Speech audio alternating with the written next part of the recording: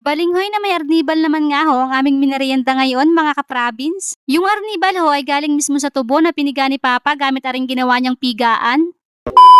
Dalawang araw ho bago kami magluto ay inihanda na nga po agad ni Papa aring pagpipigaan niya ng tubo. Bale hindi naman po siya masyadong excited niyan, medyo-medyo lang ho. Ay paano magpapabunot nga daw ho siya ng ngipin ay hindi na nga daw ho niya magagawa kapag nakapagpabunot na siya at bawal nga hong mapwersa. Kaya ayan, ginawa na ho agad ni Papa. Ay matagal na rin ho kasing gustong-gusto ni Papa na share sa inyo aring ginagawa daw nila dati noong mga bata pa sila.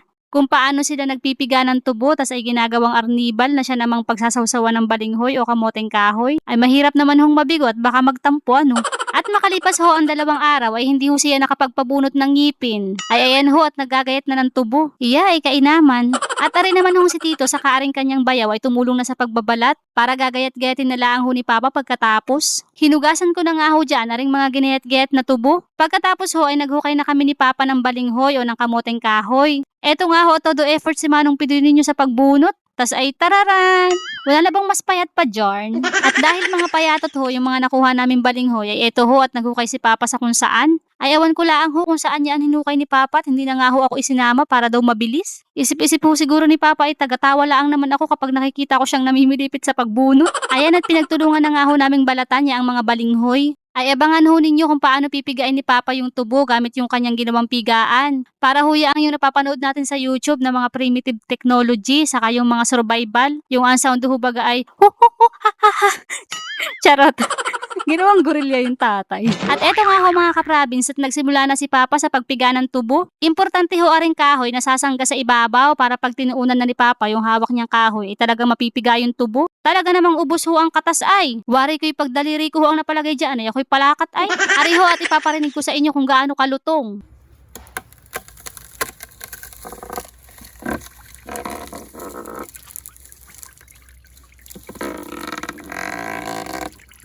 O, di ba ho? Sabi ho ni Papa nung mga bata pa daw po sila, ayan daw ho ang ginagawa nila noon sa Bicol na pampalit sa asukal. At dahil wala naman nga akong pambili, ay dinakuha na laang sila ng tubo at pinipiga ho ng lolo ko. Tas ay niluluto hanggang sa maging arnibal, ay di meron na ho silang sausawan ng nilabong balinghoy. Sinasakyan pa nga daw ho noon ng lolo ko ang mahabang kahoy, tas ay tawa daw sila ng tawat para nga daw ho nagsasayaw at nagkikikembot. Ayat pati ako'y sumakay na at naluwag daw ho yung tali. Pinakuha na nga lang ho ni Papa para di lumuwag. Marami-rami na nga rin ho ang napipiga ni Papa dyan. At habang nagpipiga pa ho si Papa ay hinugasan ko na rin ho aring mga balinghoy na binilatan namin. Medyo marami din ho aring balinghoy, tamang-tama ho at kami ho ay parang 3 barangay din sa amin. Abay, hindi na nga ho nakatiis aring bulinggit at kumuha na ng papang usin. Iniredy na nga rin ho ni Tito sa kanaring anak ko yung kalan at nang maisalang na ho yung balinghoy. Inulit nga ho muna ng asawa ko yung pagkakalagay ng balinghoy sa kaldero at mali nga daw ho yung lagay ko. Dapat daw ho ay nasa ilalim yung malalaki at nasa ibabaw yung maliliit. Kakoy, ba't ang cute ng kuko mo? Eto nga ho, tapos na si Papang magpiga na ring mga tubo. At eto na po lahat yung napiga ni Papa. Pinaghugasan po muna ni Papa yan ang kamay, charot.